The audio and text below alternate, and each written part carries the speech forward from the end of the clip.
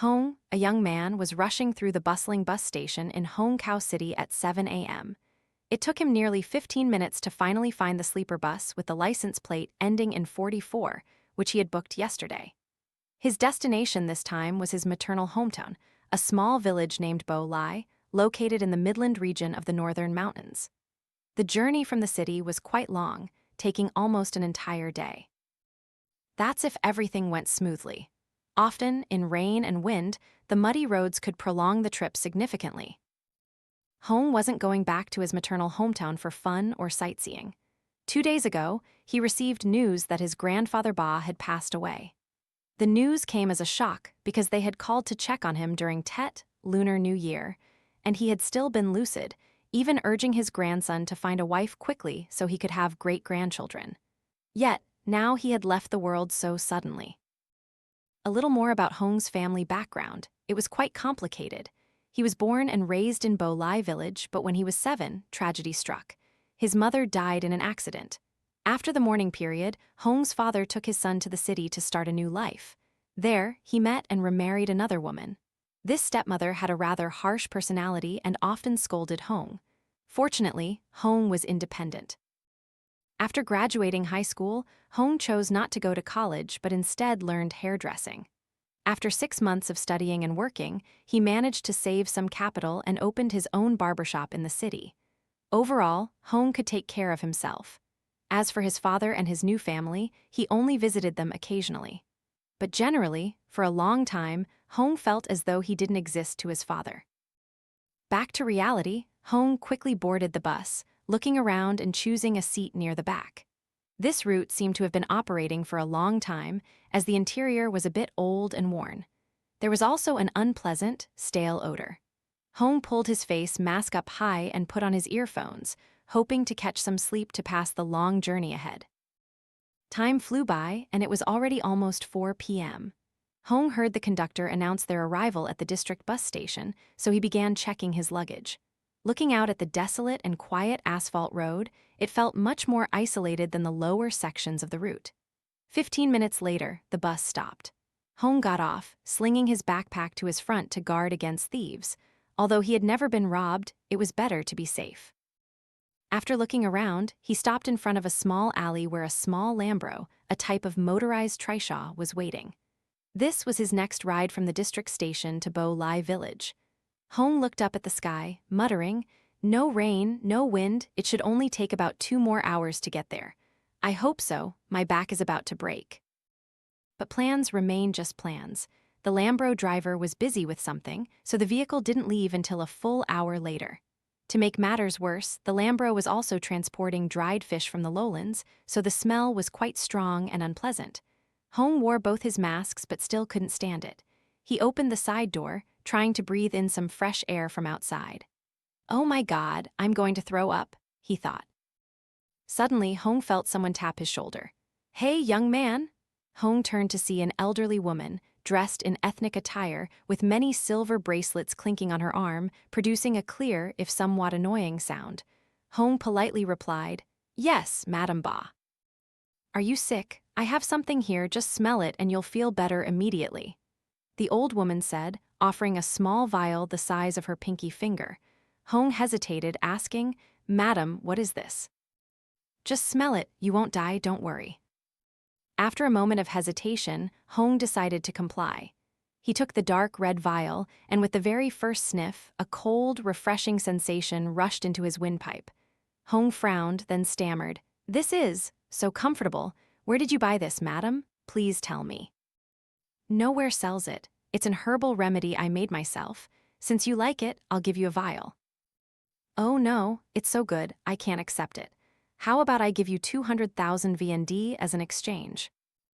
"Oh, young man, no need to be so formal. I'm old, I don't use much money. Our meeting here is fate. Just accept it to make me happy.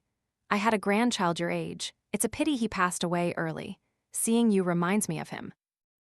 "Oh, I'm so sorry for your loss, madam. In that case, I will accept it. Thank you, madam." "Where are you going, young man? Why are you on this remote bus? You look like a city person." "Yes, I live there, but my grandfather just passed away, so I'm here for the funeral." Is your maternal hometown near here? How far is it? Yes, I have to go to the very end of the line. My grandfather lives in Bo Lai village. As soon as Hoang finished speaking, the old woman's eyes widened. You're going to Bo Lai village? Yes, that's right, I'm going there. It's been 3 years since I last visited. I've been too busy with work, mostly just calls. Do you know Bo Lai village, madam? Of course, I do. I have acquaintances there. My house isn't far from there, just about 3 kilometers. Oh, that's very close. Which village do you live in? My village is called Soch village, near the provincial road. The bus will stop there soon, right at the village gate. That's convenient then. I'd have to get off at a different turnoff and walk for a kilometer, and I'd be lucky to find someone I know to ask for directions. As he spoke, Hoang noticed the old woman's expression wasn't quite normal. He asked, "What's wrong, madam? Is something the matter?" Young man, your maternal family in that village must have heard about the legend and curse of Beikwe, haven't you? A curse? I don't think I know. Actually, I only lived in the village for a few years when I was small, then I moved to the city with my family. I only came back for special occasions. What is this legend, madam? Can you tell me? You really want to hear it. I'm afraid once you hear it, you won't dare to go back to your hometown. Why, madam, what's so serious? Please tell me. The old woman sighed, gazing out the window into the distance, then began to speak. The story began over 50 years ago. At that time, this region was still very remote and sparsely populated. The distance between villages could take a whole day's journey to cover. In Bo Lai village, there lived a 22-year-old young man named Bei. He had a limp in one leg, so the villagers called him Bei Kwe, crippled Bei. Bei Kwe had no parents, no home. As a child, he lived with his grandparents, but when they passed away, a relative seized their land. Bei Kwe wandered, making a living doing all sorts of odd jobs. He would go into the forest to chop firewood or work as a hired hand. Every evening, Bei Kwe would creep into a small, dilapidated shrine at the edge of Bo Lai village to sleep. Then, one morning, people found Bei Kwe collapsed inside the shrine, his legs bruised and swollen, covered in wounds as if he had been beaten. Because his discovery was delayed and medical care was limited back then, Bei Kwe didn't survive. With no remaining relatives, he was hastily buried in the village cemetery. As for who was behind Bei Kwe's death, no one knew. There were many rumors. Some said it was due to a love triangle when Bei Kwe fell for a girl from another village, and he was beaten by the local young men. Others said it was due to a dispute over money. But overall, these were just rumors, and the truth was never clarified. Perhaps because he died with such resentment, Bei Kwe's soul could not find peace. It became a malevolent spirit, haunting the village. Over the next month, 3 or 4 young men, similar in age to Bei Kwe, met untimely deaths. The deaths came from various causes, but generally it was a terrifying coincidence. When the number of casualties surpassed 10, the villagers gathered to discuss. They invited a famous shaman. After performing a ritual, the shaman announced that Bei Kwe's vengeful spirit was deeply resentful. It wanted all young men in the village to die, wishing for Bo Lai village to have no descendants from then on. Hearing this pronouncement, everyone was terrified. Fortunately, the shaman was highly skilled. He instructed the villagers to prepare a pig for a grand ritual. The ceremony lasted a day and a night. By dawn the next day, the villagers received news that the shaman had successfully subdued Bei Kwe's spirit and imprisoned it within the abandoned shrine.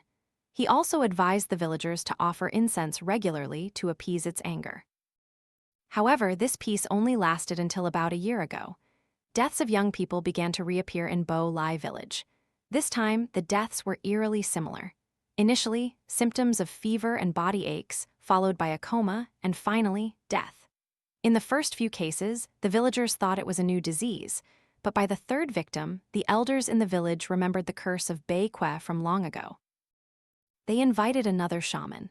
After a brief inspection, that shaman pointed directly to the abandoned shrine and declared that the shrine had deteriorated, and a section at the back had collapsed, rendering the protective enchantment ineffective. The original shaman was no longer alive, and even if he were, he wouldn't have enough power to re-establish the protective barrier. Now, they could only set up an altar and pray for Bei Kwe's spirit to spare the villagers. But on the very night the shaman performed the ritual, he was attacked right inside the abandoned shrine. Luckily, he had a protective talisman, so he wasn't killed, but he was paralyzed from the waist down. After that incident, the shaman informed the villagers that any young person should leave the village for another place. If they stayed, they would inevitably face destruction. They should wait until the situation calmed down or a powerful master could come to help. From then on, almost all the young men in the village dared not stay. Some went to live with relatives in neighboring villages, others went down to the district town or the city, starting new lives there. The old woman finished her story and looked at Hoang. You are also a young man of that age. Going back to the village now might be dangerous. You should reconsider. However, contrary to the old woman's concern, Hoang now smiled. Oh, madam, don't worry about such things. I don't believe in ghosts or spirits. These are just baseless rumors. Oh, don't be so reckless, young man. People say, where there is worship, there is sacredness. Where there is abstinence, there is health. Don't you worry. Hoang smiled, but he knew that for people in the countryside, they deeply believed in the spiritual. He knew nothing he said would change their minds, so he simply nodded. Yes, madam, I understand. Thank you for the warning, but I'm already on my way. If things don't feel right there, I'll leave quickly. Yes, that's right. You must be prepared. If you feel anything is wrong, leave immediately, don't be complacent. Yes, madam, I understand. Hoang quickly changed the subject. The Lambro continued its journey until the clock showed 9 p.m. Finally, it stopped at the road leading to Bo Lai, and of course, only Hoang remained in the vehicle. The driver, Uncle Dung, said it was very late. From here, Hoang would have to walk a bit further to reach his house. Looking at the dark road ahead, Hoang sighed, but he had no other choice. Taking his phone from his pocket, Hoang turned on the flashlight and started walking. Initially, he thought of calling someone from his grandfather's house to pick him up, but he decided it was too late. After walking for a while, he finally caught a glimpse of the Bo Lai village gate. It was more of a natural formation than a real gate, formed by two large ancient trees on either side, with the small village nestled behind. Hoang quickened his pace, almost running to the gate. But before he could rejoice, he stopped short. Ahead of him, he saw a group of people. Their actions indicated they were holding a funeral procession. Yes, this group was indeed carrying a coffin, their heads wrapped in white cloths. How strange, Hoang thought. Why are these people burying someone at night? He had a reason for his confusion, as he usually saw funerals held during the day. Hoang hid to the side of the road.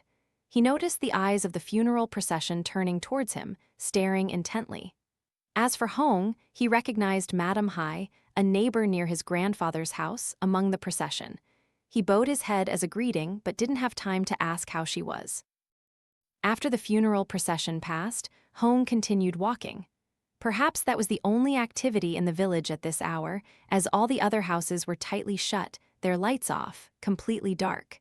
There were no streetlights on the road either. So, Hoang gripped his phone tightly and walked on. After another 15 minutes, he finally caught sight of Grandfather Ba's house. But once again, Hoang found it strange. Wasn't this where his grandfather's funeral was being held? Why were all the doors and windows closed? Hoang approached, standing right in front of the gate, looking around, then called out, "Is anyone home?" It wasn't until his third call that someone inside replied, "Who's there? Is that Hoang, my grandson?" "Yes, it's me, Uncle Hai." "Wait a minute."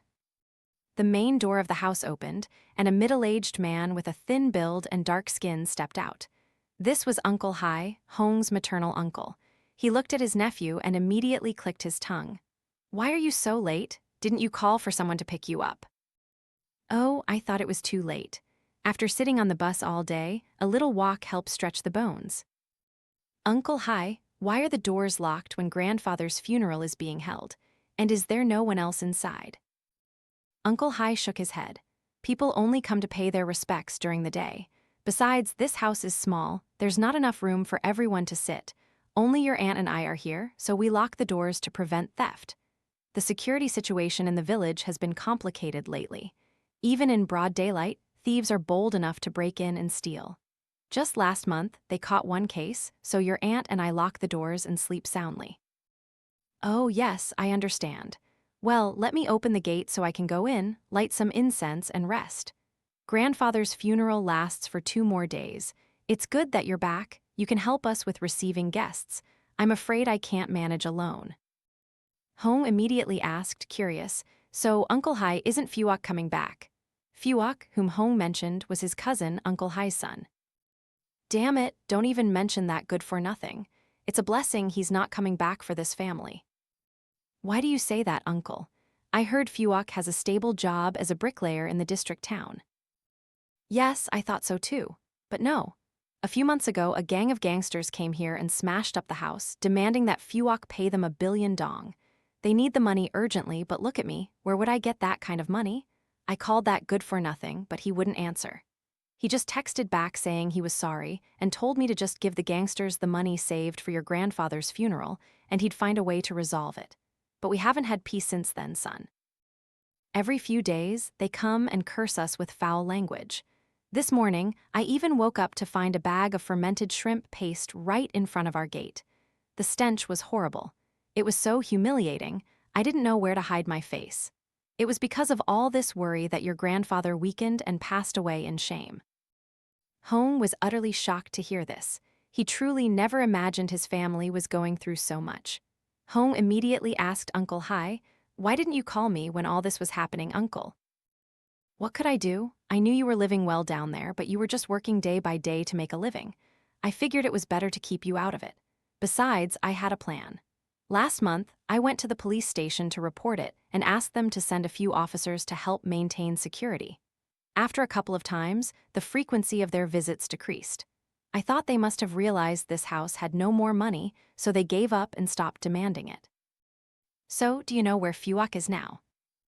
"I honestly don't know, and even if I did, what good would it do? Come on, let's go inside, son." Hoang nodded and followed him into the house. Aunt Trin was also awake. "Hoang, my dear, you must be tired from your journey. Have you eaten anything yet? We still have rice here. Shall I warm it up for you?" "No, thank you, Aunt. I'm not hungry. I had a bun on the way from the bus station." "What? A young man like you, a single bun? How can that be enough? It's cold outside and an empty stomach won't do. Come on, eat something." "Yes, Aunt, then I'll trouble you.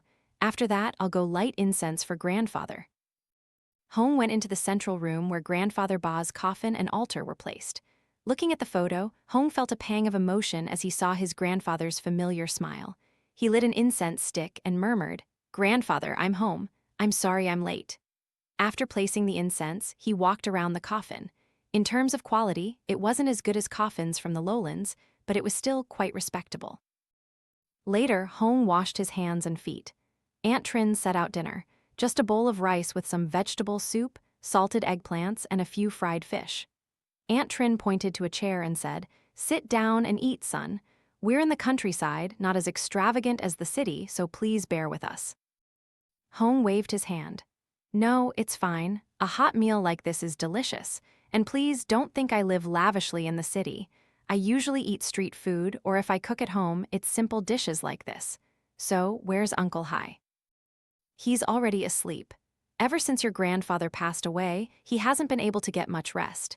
He's been running around, borrowing money to manage the funeral and entertaining guests.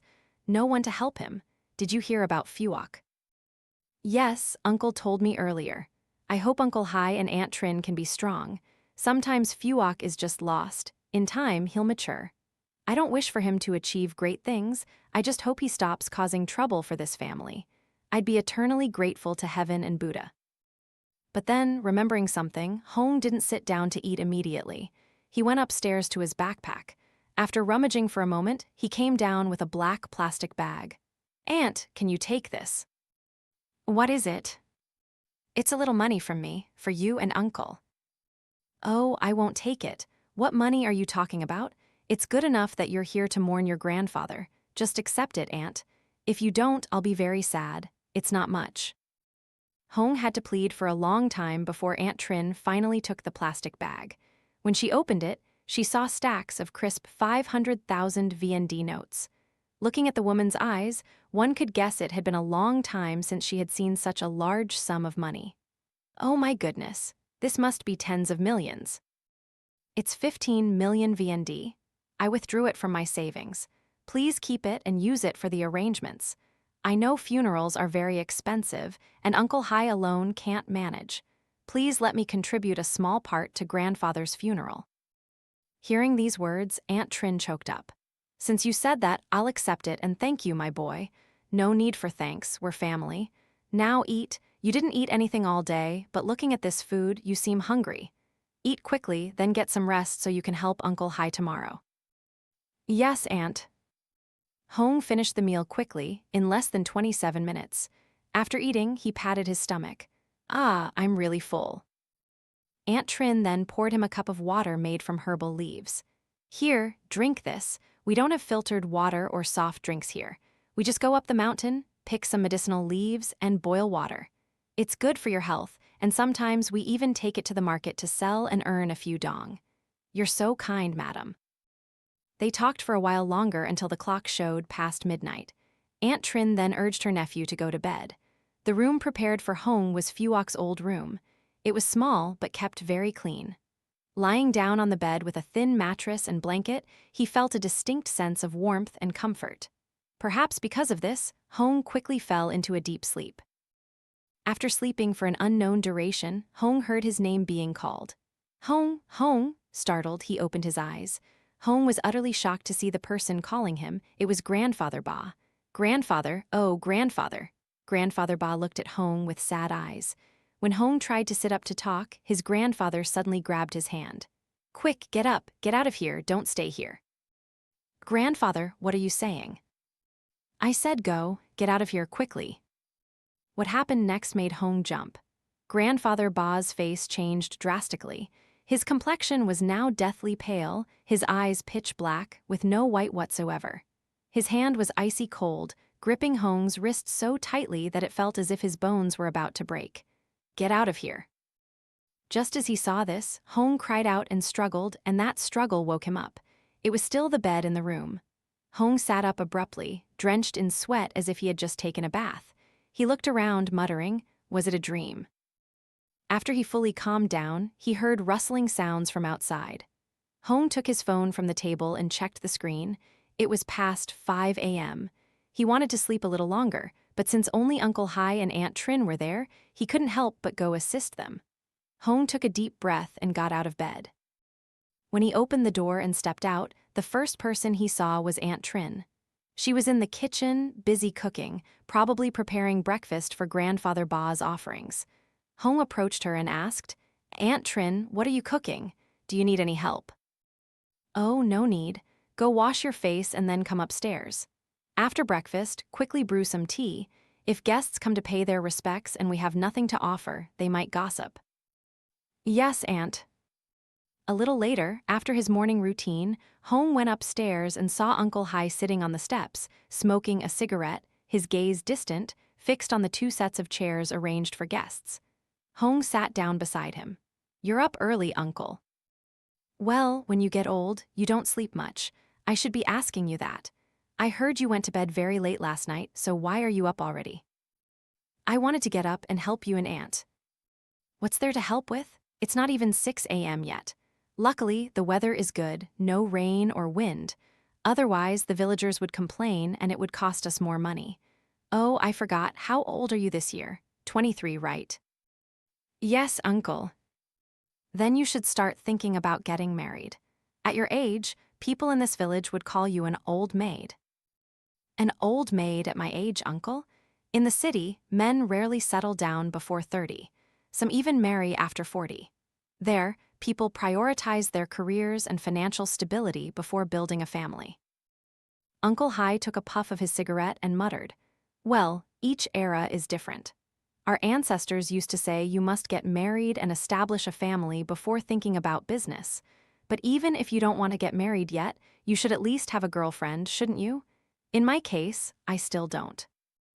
Oh, I can understand you not being married, but a young man like you at this age without a girlfriend? You'll have to play second fiddle to the other young men in this village. They're only 15 or 16 and already have girlfriends, some even bring a different girl home every time they visit. You should strive for something, son. Next time you come back to the village, bring a girlfriend. Otherwise, your aunt and I will lock the gate and not let you in. Hoang could only smile at these words. He knew that for people in the countryside, such beliefs were deeply ingrained and wouldn't change. After a while, when the clock struck past 6 a.m., a few guests started to arrive. These were all neighbors from around the village. They sat, drank tea, and chatted, creating a warm atmosphere that somewhat dispelled the outdoor chill. However, Hoang also noticed that every now and then, some people would look at him. But when Hoang looked back, they would quickly turn away. He thought to himself that it was probably because he hadn't been back to the village for too long, and he looked different, so people found him strange. Time passed quickly like this, and soon the day was almost over.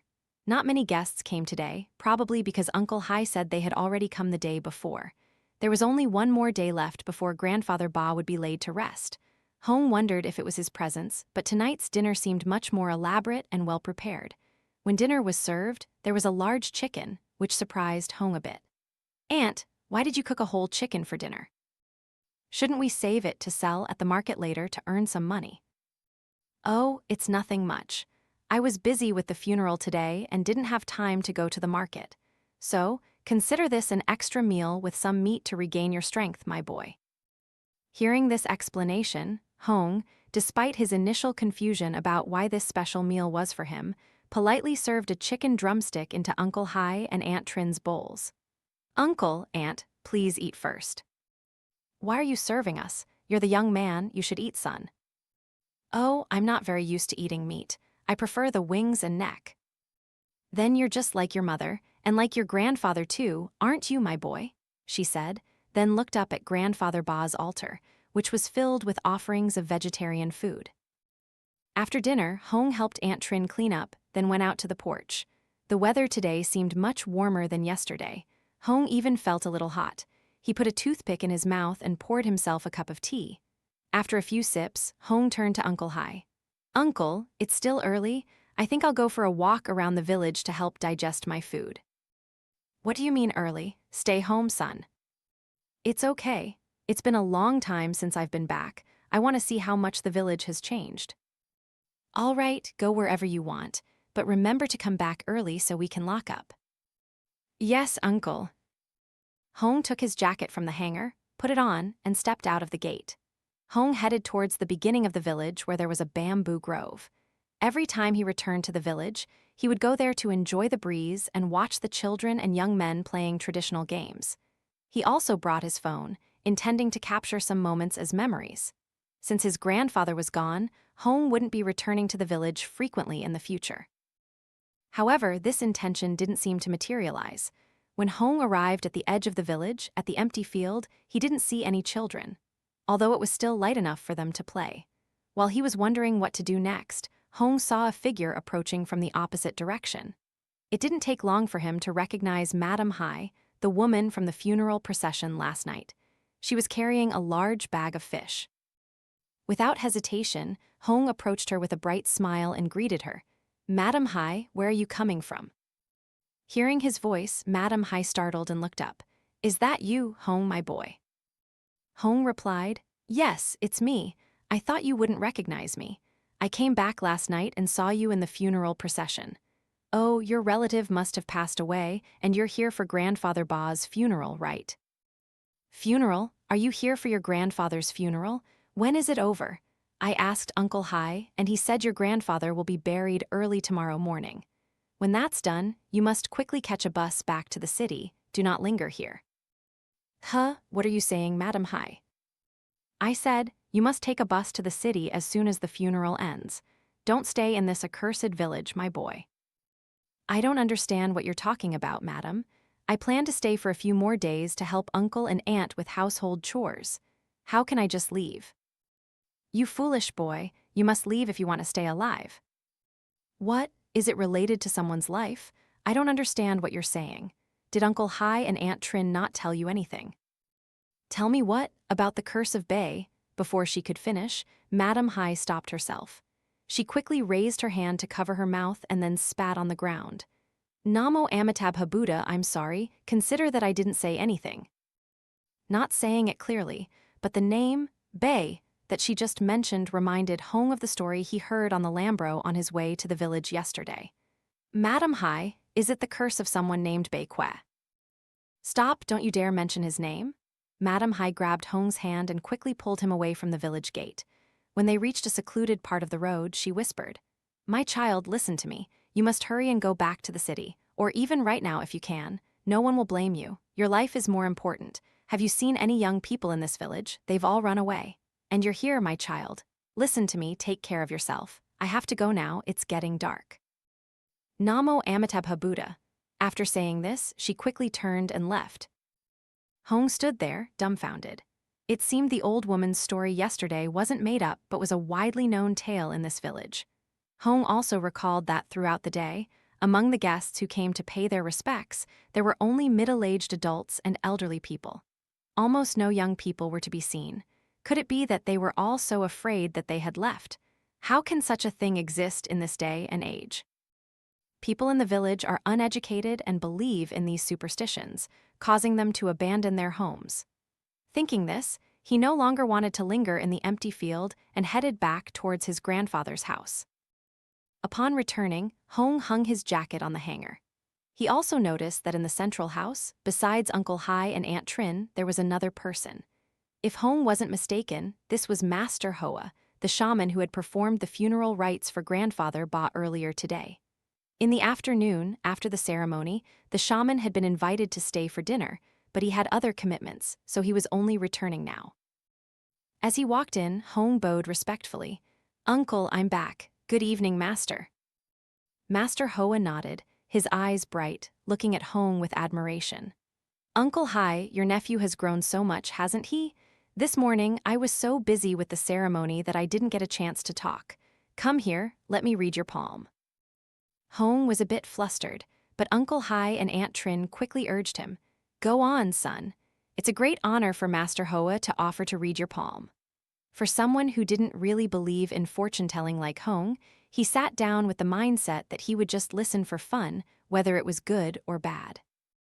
After showing his left palm to Master Hoa, the master nodded, clicked his tongue, and then declared, "Young man, your palm lines show a very promising future. You will be prosperous and successful. After 30, you will definitely have a large fortune and a happy, fulfilling family life." "Thank you, Master. And also, I have something for you." Master Hoa rummaged in a small bag he carried. A moment later, he pulled out a woven bracelet made of multicolored threads. Hoang looked at it, curious. "Master, what is this?" "This is a lucky charm bracelet for peace. I have infused it with powerful spells and talismans. Carry it with you, and it can help you avoid misfortune. It's truly precious, Hoang, thank the Master." "Yes, thank you, Master, but I don't dare to accept this bracelet. And I also don't usually wear jewelry like this. I'm afraid I might accidentally lose it or damage it." "No problem. Even if you lose it, it's just a material thing, nothing to worry about. Go on, my boy." The Master has said so much. Not everyone in this village gets such special attention from him. The Master truly sympathizes with your situation. Earlier, your uncle and aunt told me that you started a business alone down there. He cherishes you, that's why he's giving it to you." "Yes, then I'll accept it. Thank you, Master." "It's nothing. Now put it on and see if it fits." After Hoang put on the bracelet, Master Hoa clapped his hands and smiled contentedly. Uncle Hai then took out a full bottle of rice wine. "Hoang, tonight I've invited Master Hoa to stay. You also sit here with us and drink with him." Hearing the words, "drink with," Hoang hesitated. "Uncle, I'm not used to drinking much. I'll get a headache by tomorrow morning, and I won't be able to stand it." "You won't get a headache. This is wine brewed by our villagers. It's not mixed with any cheap alcohol like what they sell outside. It's very smooth. After sleeping, you'll wake up tomorrow morning feeling like nothing happened. It's not often you come back to the village. The chicken your aunt made earlier, and now some bitter gourd from the garden, what could be better for a drink? Or do you think country liquor and food are not as good as in the city?" "No, that's not what I mean, Uncle. Please don't say that. All right, I'll take a few drinks with you and the Master." "That's my good nephew. Aunt, bring out the snacks." "Coming right up." And so, Uncle Hai, Hoang, and Master Hoa chatted and drank various stories of the world. By past 10 p.m., Hoang felt his eyelids drooping, unable to sit steadily, so he waved his hand, preventing Uncle Hai from pouring more wine. "Uncle, Master, I think I'll stop here. I can't drink anymore." This boy is weak, isn't he? We've only finished half the bottle, but all right, go to your room and rest. Yes, uncle, I'll go now. Master uncle, please continue. With that, Hoang stood up, swaying, leaning on the wall to walk down the hallway. He returned to his room and collapsed onto the bed. At this moment, Hoang was completely unaware of the world around him, and he sank into a deep sleep. In his sleep, Hoang once again heard his name being called. Hoang, Hoang! But this time, it was a different, urgent voice like a shout. Hoang, hurry, leave, don't stay here. Hoang dimly recognized that it was Grandfather Ba calling him, but unlike last night, his grandfather was now standing in a corner of the room, quite far from Hoang. Grandfather, I miss you so much, Grandfather. Go quickly, go! Grandfather Ba's voice became fainter and fainter, then distorted, and finally faded away as Hoang sank back into unconsciousness. The crow of a rooster woke Hoang up. At this moment, he still felt a lingering lightheadedness. Like last night, Hoang quickly checked his phone. He was a bit startled to see the clock show past 6 p.m. He quickly sat up. When he stepped outside, Hoang saw Uncle Hai and Master Hoa sitting and drinking tea at the table. Seeing his nephew, Uncle Hai waved. You're awake, are you? See, didn't I tell you that drinking our village's homemade wine wouldn't give you a headache or make you uncomfortable? Yes, uncle, no headache, but I was completely out of it, didn't know anything. I also woke up late. Besides, it's the last day of the funeral, and not many people are coming to pay their respects anymore. It's just a formality. I even planned to let you sleep until Master Hoa performed the ceremony. Oh, really? I didn't mean to sleep so much. Hoang looked around and asked, Oh, where's Aunt Trin? Your aunt, I looked in the kitchen just now, but I didn't see her. Did she go to the market to buy more things? Is it because I'm here that Aunt went to the market and bought so many things? I told you, I don't care much about food. I can eat anything. Uncle, Aunt, please don't be wasteful because of me. Nonsense, it's been a long time since you came back, so your aunt and I want to prepare a decent meal. Can't we? Your temperament is just like your mother's, always so considerate. That's why even when she died, she never truly had a single happy day. Hearing his deceased mother mentioned, Hoang paused, and Uncle Hai also realized he had said too much. He quickly changed the subject. All right, let's just forget about that. Your aunt will make a few more dishes tonight. Tomorrow, we'll bury Grandfather. Tonight, I plan to stay up all night as a last farewell drink with him. I probably shouldn't drink tonight, Uncle. I just drank yesterday, and I still feel a bit nauseous. I'm just saying, I'm not forcing you. You know your limits, son. Hoang was about to sit down, check his phone, and put it in his bag when he suddenly heard loud, chaotic shouting from the road outside. Murderers! Avenge the dead! Not only him, but Uncle Hai and Master Hoa were also startled. Oh, what's going on? It didn't take long for Hoang to realize that a group of about 7 or 8 people, both men and women, were approaching. They were armed with shovels, hoes, and sticks, their faces fierce, as if they were about to fight to the death. Uncle Hai was the first to stand up and step outside, followed by Master Hoa. Hoang, of course, was no exception. The 3 of them followed the group until they reached the end of the village, where they stopped. Hoang saw a woman with a hoe in her hand, pointing directly at the shrine about 10 steps away. Damn it, I don't care if you're a god or a ghost, but you killed my son. Come out. Come out now, you murderers. You killed Bequet. Once again, the name Bequet rang out, startling Hoang. The crowd grew even more agitated. Master Hoa quickly stepped in, raising his hand to stop them from smashing the shrine. He calmly said, Madam, calm down. What's going on that you've brought people here shouting so early in the morning? Let me tell you, this shrine houses everything from local deities to lonely, hungry ghosts. Disturbing it will not bring peace. Do you know that my son was just killed by that Bequet? What kind of monster is he, killing so many people and now haunting this village? Don't argue with us, today we'll risk our lives against him. Even if we die, it won't be in vain. I'll take my son and... Oh, madam, calm down. You ask one question and immediately resort to violence. I've told everyone countless times that this shrine doesn't only house crippled Bei. Calm down. Why did your son die? When did he die? My cousin from the neighboring village just informed me that my son, Lin, had a seizure and fell into a coma. In his delirium, he kept calling out the name of Bequet. Damn it, if not him, then who? What you're saying is a bit illogical, madam. Your son went to another village, how could he? I don't know, I must take revenge, I must avenge him. At this point, many villagers gathered to watch the commotion. Fortunately, thanks to Hoang's family and Master Hoa's pleas, they were able to restrain the woman and her relatives. Overwhelmed by helplessness, she collapsed to the ground, burying her face in her hands and crying. Master Hoa sighed and approached her. Now, it's already happened. What's important now is for you to go home and organize your son's funeral. Rest assured, after we finish with Grandfather Ba's funeral, I will personally come to perform a ritual for your son. It took 2 or 3 more attempts to persuade her before Madame Mew finally agreed to stand up and leave with the others. As the crowd dispersed almost completely, Master Hoa looked at Hoang and Uncle Hai. Well, let's go home. It's almost time for the ceremony. For Hoang, he had merely stood silently and observed until now. This left him with many questions, but as he walked back home, he finally spoke. Master Hoa, I have something I want to ask. What is it? Is it about Madame Mew's family? No, since I came back, I've heard the legend of decoy in the village. Have you heard about it, Uncle Hai? Oh no, I didn't tell him. Uncle Hai shook his head, and Hoang quickly added, Uncle Hai didn't tell me, I heard it from someone else. Master Hoa, I want to ask, is this curse real? If I say it's real, will you believe me? Yes, I know, people from the city like you don't believe in rural superstitions, but this curse is real. This has been a worry weighing on my heart for a long time. But Master, am I one of those targeted by the curse? Master Hoa burst out laughing at Hoang. You said you didn't believe, and now you're scared. I'm not scared, just curious. Don't worry, you're not from this village. What do you mean, Master? Why am I not from this village?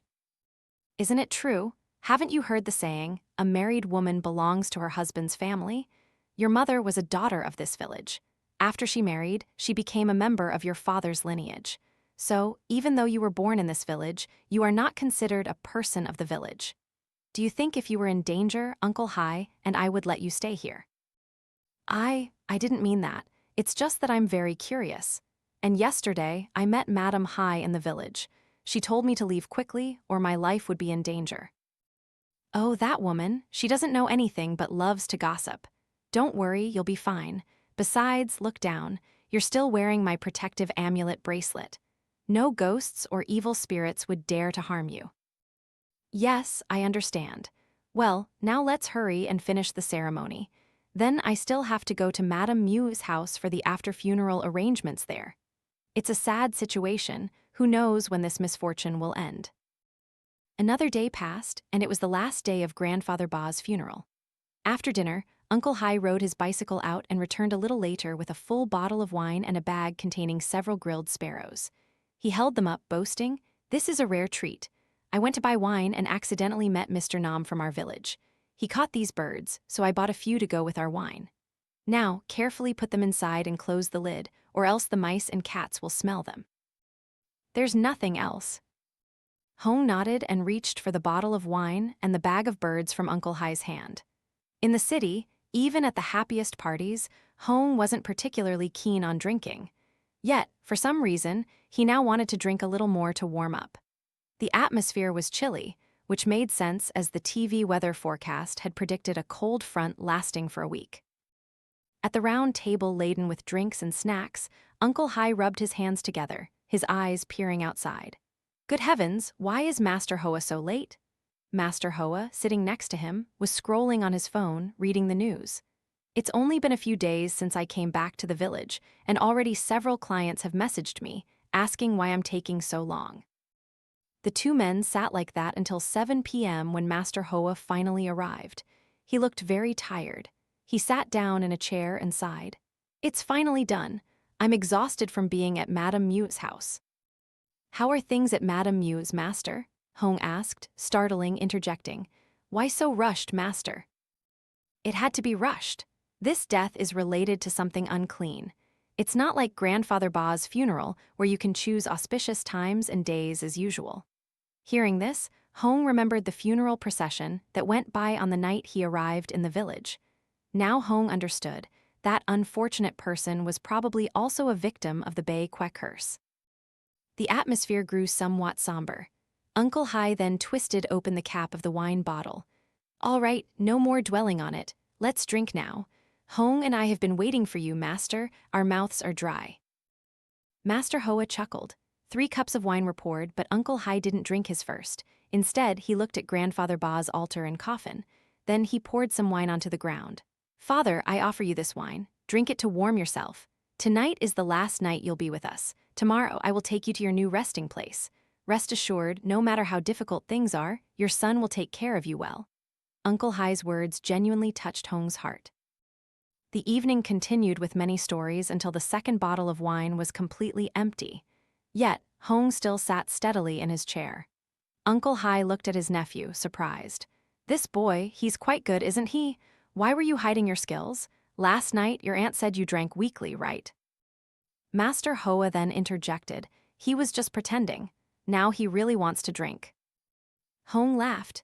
No, uncle, I wasn't pretending, but I truly don't understand how I can drink so much now.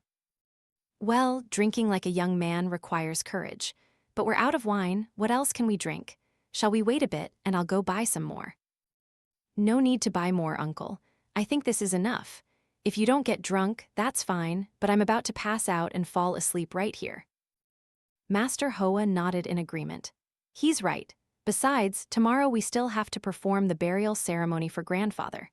After that, I also have to go to Madame Mu's house to perform another ritual. It's a tragedy. She has several sons and one died, so she's crying tragically. Everyone is even worried about a contagion. She's probably keeping vigil over there right now. It's a sad state of affairs. After a few more minutes, Hoang cleaned up and went back to his room to rest. Just as Hoang thought, he had barely entered the room when he fell sound asleep, snoring loudly. This was probably the most peaceful sleep he'd had since returning to the village. Hoang slept like this until the next morning. When he heard the sound of gongs and drums, he woke up with a start. What alarmed him even more was that the clock now showed past 7 a.m. Hoang quickly and frantically rushed out of bed. Outside, he saw Master Hoa performing the final rituals before Grandfather Ba's coffin was carried away. Hoang stepped to stand beside Uncle Hai and Aunt Trin. Uncle, Aunt, why didn't you wake me up? I overslept. We did wake you up, your aunt and I called you, but you kept shaking your head in your sleep, saying no, no, so we gave up. It's time for the ceremony. Oh, I'm so sorry, I didn't know anything. No, it's not too late. Hearing Uncle Hai's words, Hoang felt remorse. From now on, I'm swearing off alcohol. I'll never touch alcohol again. About 15 minutes later, Master Hoa finished reciting the eulogy. Then, on cue, a group of men came in. They helped each other slide bamboo poles under the coffin and lifted Grandfather Ba's coffin. As the coffin was carried out of the main gate, there was a loud clanging sound. The sound came from the clay dish containing oil and a lamp used to light the bottom of the coffin. Hoang walked in front, carrying the incense burner, with Uncle Hai following behind, holding Grandfather Ba's portrait. The funeral procession lined up and headed straight for the small path leading to the village cemetery. It was only about a 15-minute walk to get there.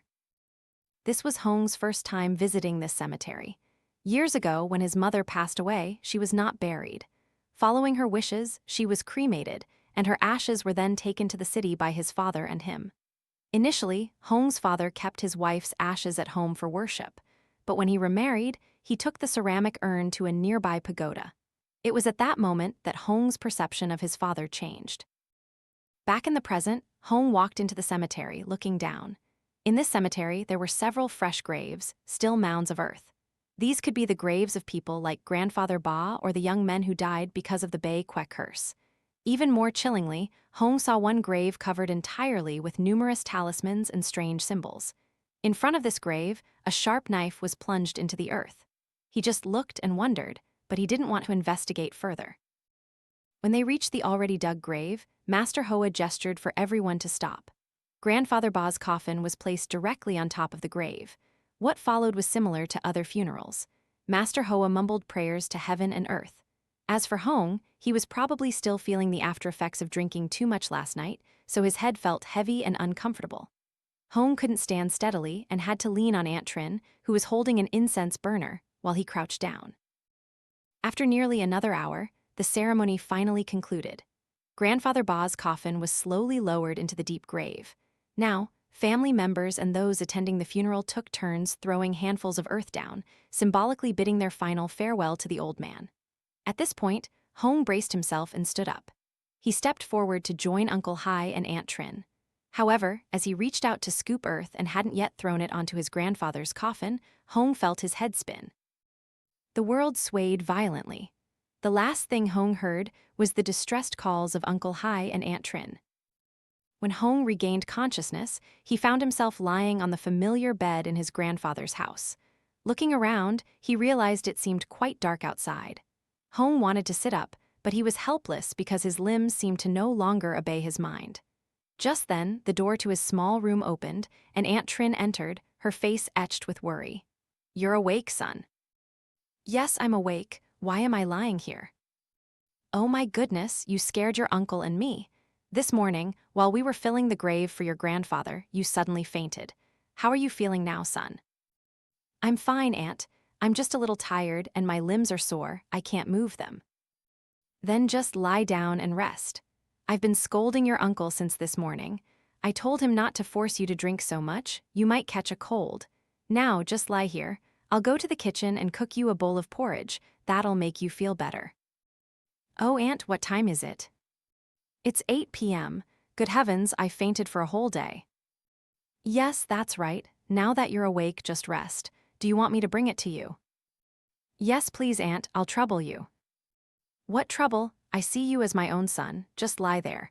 If you need anything, just tell me." When Aunt Trin left, Hoang silently sighed. "I'm really tired. From now on, I'm truly afraid of alcohol. I won't touch it again. Just one night." A little later, Aunt Trin returned, carrying a hot bowl of porridge. "Here, my boy, please understand, it's just plain porridge. I was afraid that if I added meat, you wouldn't feel well, or it would upset your stomach." "Oh, this is perfect, Aunt. No need for anything else." "Where's Uncle?"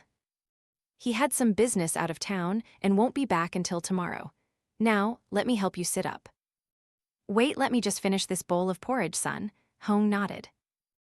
And now, whether it was because he was hungry or not, with the first spoon of porridge Aunt Trin fed him, Hoang felt himself coming alive. He didn't even care that the porridge was still hot and just gulped it down. After the first bowl, Hoang took the spoon himself and finished the rest. Seeing her nephew eat so heartily, Aunt Trin smiled. He's just like a child.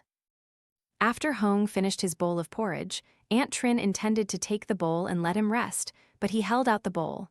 "Aunt, is there more?" "Huh, you want more?" "Yes, I'm very hungry." "Wait a minute. I cooked extra, planning to save it for you to eat tomorrow morning. But all right, eat it now. I'll cook something else tomorrow." A little later, after having 2 full bowls of steaming porridge, Hoang quickly regained his strength. He lay back down on the bed and continued to sleep. The next morning, Hoang woke up when the sun was already high. He yawned, stretched, and got out of bed. His body felt refreshed now, as if the headache from yesterday had never happened. Stepping outside, Hoang saw Aunt Trin sitting under the eaves, picking vegetables. Hoang walked over to his grandfather's altar, pulled out an incense stick, and lit it. After muttering a few prayers, he placed the incense stick down. Aunt Trin noticed her nephew's presence. She looked at Hoang, smiling faintly, and asked, "Are you over your hangover?" "Yes, Aunt. I'm sure I'll never drink alcohol again after this." "You better keep your word. Luckily, your uncle and I and others were there yesterday. What if you were in the city now? Who would know what happened to you?" "I know, Aunt. I won't do it again. Is Uncle Hai still not back?" "He's not back yet. His business isn't finished. He might not be back until the end of today." "Well, grandfather's funeral is over. I think I'll ask permission to return to the city today to continue with my work." "What's the rush? You just recovered from being sick. What if you get sick again on a long journey like that?" "I'm fine now, Aunt. Don't worry, I'm perfectly all right." "Don't argue. Just stay for another day or 2. I won't feel at ease letting you go like this." After Aunt Trin said it 3 times, Hoang finally nodded. "Yes, Aunt, then I'll stay." "You only listen after I say so much. Now, sit there and play while I pick the vegetables and cook a chicken for porridge." "No, Aunt, don't waste food." "You've seen my chicken coop, haven't you? It's tiny, with 17 or 18 chickens. Catching one just makes more room for them to breathe. Aunt Trin's half-joking, half-serious remark made Hoang smile, but he didn't forget to say, "Uncle Aunt, you're treating me too well. I feel embarrassed." What's there to be embarrassed about? Just sit there quietly. Your job today is just to eat, rest, and recuperate. Tomorrow, when you go back to the city, let me tell you, it's not easy to find chickens like the ones we raise here. They're fed only vegetables and rice, no commercial feed at all. "Yes, Aunt," Hoang mumbled to Aunt Trin, who he knew had tasted them herself. Time continued to pass until late afternoon when Uncle Hai also returned. Seeing his maternal uncle, Hoang got up and walked out. "Uncle, you're back from work." Uncle Hai nodded. "Yes, I'm back. I'm exhausted." "What business did you go to resolve?" "Oh, it's nothing, just some trivial matters. And are you feeling better now?" "Yes, I'm fine. Aunt has been making me eat all day. I'm about to roll over rather than walk normally." "This boy has a sharp tongue, doesn't he? But seriously, when you fainted, I was so worried. Luckily, you're all right. If anything had happened, I would have regretted it my whole life, and I wouldn't know how to face your grandfather or your mother." "I'm fine, Uncle. Please don't worry about it anymore. Also, I wanted to tell you that since grandfather's funeral is over, I'd like to ask permission to return to the city tomorrow to take care of my work. I also plan to leave today, but Aunt stopped me, saying I should rest all day today to fully recover. What she said is right. If you go back healthy, then it's fine. Otherwise, your aunt and I would get a bad reputation." "Yes, Uncle. Well, come in now and wash your hands and feet. Dinner is almost ready." Uncle Hai nodded. Dinner tonight, though only for 3 people as usual, felt somehow very special. Perhaps it was the feeling of impending departure that made Hoang cherish every remaining moment. After dinner, Uncle Hai pointed to the corner of the house where the wine bottle was standing. "How about a few more drinks?" "Oh, no, no, no." Hoang immediately shook his head. Aunt Trin glared at Uncle Hai. "He's tempting him again. Once was more than enough. Hoang, remember what I told you. When you go back there, be careful when you're alone, avoid any unpleasant incidents." "Yes, Aunt, I know." The 3 chatted until past 10 p.m., then went to bed. Lying on the bed, Hoang thought about Uncle Hai and Aunt Trin's affection and smiled. There's truly no place like family. However, he tossed and turned, unable to fall asleep. Despite the rather cold weather outside, Hoang felt his body burning up, and sweat was even pouring down his forehead. Feeling that something was wrong, he sat up and fumbled his way out to get some water. And as he passed through the central house, Hoang vaguely saw a figure standing there. He stealthily walked out. When he got there, he realized it was Uncle Hai, standing in front of the large altar in the house, holding an incense stick, his face very solemn. "Oh, Uncle, aren't you asleep yet?" Hearing the question, Uncle Hai startled so much that he dropped the incense stick. I'm not. Why aren't you asleep yet?" "I was thirsty and looking for water to drink. What are you doing, Uncle?" "I'm not doing anything. I'm just lighting incense for your aunt's ancestors. The water is on that table outside. Drink it and then go back to your room. Tomorrow, I'll take you to the main road so you can leave early. There's only 1 bus a day. If you go in the morning, you'll arrive at night. If you're late, you'll have to wait a whole day." "Yes, Uncle, I know." He finished the hot water with herbal leaves that Aunt Trin had prepared and left on the table. Hoang returned to his room. The stifling heat was gone, but it still took him another hour to fall back asleep. In his semi-conscious state, Hoang saw extremely chaotic images. He saw himself, Grandfather Ba, and even his mother, as well as complete strangers he had never met or known. Then, all these images gradually blurred and faded into darkness. The next morning, Hoang woke up with a body full of vitality. He got out of bed and searched for his belongings in his backpack. Then, Hoang stepped outside and was immediately greeted by a rich, savory aroma that went straight to his nose.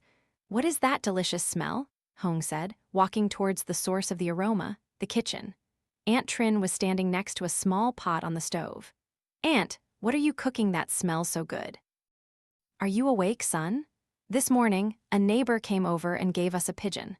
Your uncle and I don't really like eating this kind of meat, so I chopped it up and made porridge for your breakfast. Eat quickly so you can catch your bus on time." "Aunt, don't try to fool me. You bought this, didn't you?" No, I really didn't. This boy, by where? Do you think I'm rich, always having money on hand? No, my child. In this village, people often share and visit each other. All right, no more talking, go wash your face and brush your teeth. It's almost ready. Yes, Aunt, thank you, Aunt. A little later, after a hearty pigeon porridge breakfast, Hoang was given a ride by Uncle Hai on his bicycle to the main road. Initially, he insisted on walking, but Uncle Hai disagreed and urged him to get on. Although cycling wasn't as fast as a motorbike, at least it was better than walking. Even after he was comfortably seated on the bicycle, Hoang felt overwhelmed with gratitude and appreciation for Uncle Hai and Aunt Trin. He mumbled, "Phuoc truly lives up to his name. He has blessings. Phuoc means blessing, but doesn't know how to appreciate them." Hoang tried to search his phone's contact list to see if he still had his cousin's number. The number was still there, but Phuoc had probably changed it to evade debt, so he was no longer using that number. All Hoang heard was the automated message from the operator announcing that the subscriber could not be reached. Damn it! So Hoang gave up. He felt as if fate had chosen for him. When the bicycle stopped at the district bus station, Hoang got off. While waiting for the bus back to the city, he sat and looked at the street. And it was at this moment that Hoang suddenly saw a familiar figure. Good heavens, it's Phuoc! To be sure, he strained his eyes to get a clear look. And it was indeed Phuoc, riding past on a motorbike. He rode to a small house near the roadside, then opened the gate and went inside. Is that Phuoc? Hoang then stood up, intending to go and see if it was really Phuoc. If it was, he would talk to him and ask how he was. But just then, someone from inside called out, "Anyone going to the city, come here, to the city?" So Hoang had to put his plan aside. He quickly replied, "I'm here. One ticket to the city, please." Get on, the bus is about to depart. Hoang quickly paid his fare. He shouldered his backpack and hurried to the waiting coach. Very quickly, the bus rolled away, leaving the district bus station. 5 minutes, 10 minutes, 20 minutes, and then a whole hour passed. Hoang now started to think about Phuoc. Why did I leave then? I should have tried to find him and talk to him properly. I need to let him know how much trouble he's caused Uncle Hai. No, Uncle has been so good to me, I can't just stand by and watch Phuoc become even more arrogant. Just then, he quickly raised his hand and waved. "Driver, please, can you stop here?"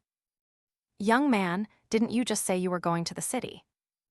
"Yes, sir. I apologize, I really forgot something at home." "You can't get off here now, there's no stop." "I know, please, I hope you and the conductor can understand." "All right, get off." After getting off the coach, Hoang spent a while before finally catching a motorbike taxi to take him back to the bus station. When he stood in front of the small house, he gestured for the motorbike taxi driver to stop. Hoang then looked at the motorbike that Phuoc had been riding earlier, still parked in the yard. This reassured him that his cousin was still inside. Hoang approached and called out. He noticed that the house gate wasn't even locked. This guy. Leaving it open like this, what if thieves break in? All right, I'll give you a lesson you won't forget. Saying this, Hoang pushed the gate open and slowly walked towards the motorbike. His intention was to move it to the side of the house and hide it. Suddenly, when Phuoc came out and didn't see the motorbike, Hoang thought he would be very scared. That was his plan. Hoang pushed the motorbike all the way to the back of the house, then hid behind a large potted plant, waiting. Time passed like this. After about another 10 minutes, a figure appeared in the yard. But this person brought Hoang a huge surprise. It wasn't Phuoc, but Master Hoa, the shaman from Bo Lai village. Why is Master Hoa here? Hoang wanted to step out and ask, but he quickly stopped himself when he saw Phuoc also emerge from inside the house. The two looked at each other, laughing and talking, appearing very close. Hoang sensed that something was wrong. Uncle Hai and Aunt Trin had said Phuoc was running from debt, and no one knew where he was, yet now he was with Master Hoa, and it didn't seem like they had just met by chance. What's wrong with this whole situation? So, after Phuoc and Master Hoa went inside the house, Hoang stealthily approached and hid in a corner outside the window, where he could peek in and hear their conversation. Master Hoa, how are things? Is everything all right? Everything's done. Now Hoang is on his way to the city, so when will he die? How would I know? It depends on when the Bei Que curse takes effect. Hurry up, I don't want to stay here long, it's suffocating and uncomfortable. Don't talk like that. If I weren't your father's sworn brother, I wouldn't help you with such a cruel thing. Oh, please, don't preach morality, master. You yourself took a huge sum of money from my father, didn't you? You didn't do it for free. Isn't it because of my father? Did I say something wrong? Let's be honest with each other. And rest assured, as long as Hoang is safe, my family will not forget your help. I don't need your father or you to be grateful. Just keep your mouth shut, or if someone in the village finds out, it will inevitably lead to discrimination and jealousy, and my reputation will suffer. Rest assured, I won't tell anyone about this. It turns out that this whole thing was a setup from the beginning. The curse of Bequet is real, and it is intimately connected to Grandfather Ba's family. Or rather, Grandfather Ba himself was one of the people who harmed Bequet back then. During that time, there was a theft in the village, and everyone's suspicions fell on crippled Bay. Grandfather Ba, along with about a dozen other young men from the village, went to question Bequet that night, but Bequet adamantly denied being the thief. When words failed, Grandfather Ba and the others started to beat him. When they saw Bequet lying motionless, they all abandoned him and left. By morning, when they heard that the unfortunate young man had not survived, Grandfather Ba was stunned. He thought that terrible secret would be buried deep until he died, but no. The incident happened again, the shrine was disturbed, and the protective enchantment was no longer effective. This was Bequet's revenge. Grandfather Ba and Uncle Hai knew that once the curse took effect on their family, the next person to die would be Phuoc. Oh, I'm sorry, but Uncle Hai and Aunt Trin couldn't just sit there and wait for their only son to die. So Uncle Hai and his wife came up with a wicked plan. Initially, he tried to mix herbs with toxic properties into Grandfather Ba's food and drinks. This didn't kill him immediately, but gradually weakened his body. When Grandfather Ba passed away, the next part of the plan was put into action. Uncle Hai called Hoang, informing him to return to the village. This was the most crucial step to save Phuoc. Uncle Hai asked Master Hoa to perform a secret ritual to swap Hoang, turning him into his son. Of course, not literally, but it was a deception so that when Bequet's vengeful spirit came for revenge, it would mistake Hoang for Uncle Hai's son, not Phuoc. During this time, Uncle Hai told his son to hide. And so, gradually, that heinous crime was carried out by Uncle Hai, his wife, and Master Hoa, leaving no trace. The truth was now clear. Master Hoa sat down in a small chair, pouring himself a cup of tea and sipping it. Rest assured, when I receive news of Hoang's death, I will perform another ritual to swap you and him back. Then, you can live freely in the village without any harm. Is that really true? Don't you believe in my magical abilities? But I have this one question. Since Hoang has gone to the city, will the Bequet curse still be effective? Of course it will.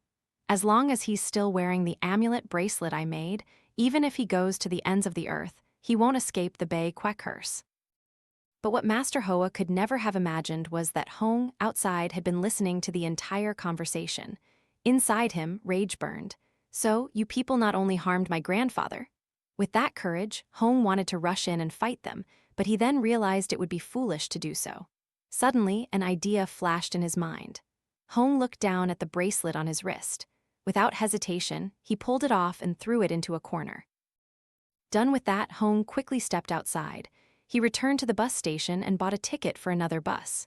In the early afternoon, Hoang boarded the second bus of the day. He sat down in his seat, burying his face in his hands, crying like a child.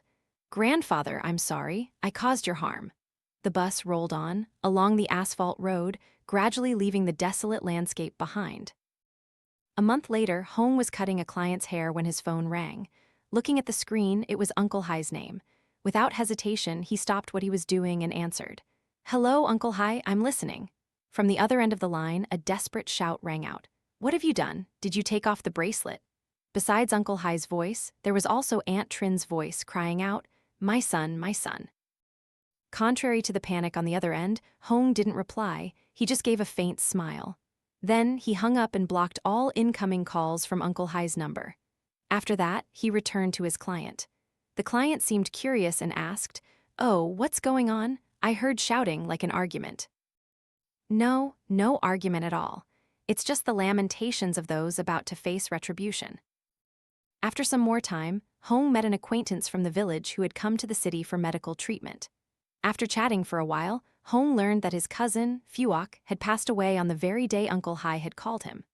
Uncle Hai and Aunt Trin had gone mad afterward, but the most terrifying fate befell Master Hoa. He was struck dead by lightning. Even when his coffin was taken to the field for burial, lightning struck it 2 or 3 more times. People gossiped, saying that the master must have done many things against morality and ethics to be struck by lightning so many times.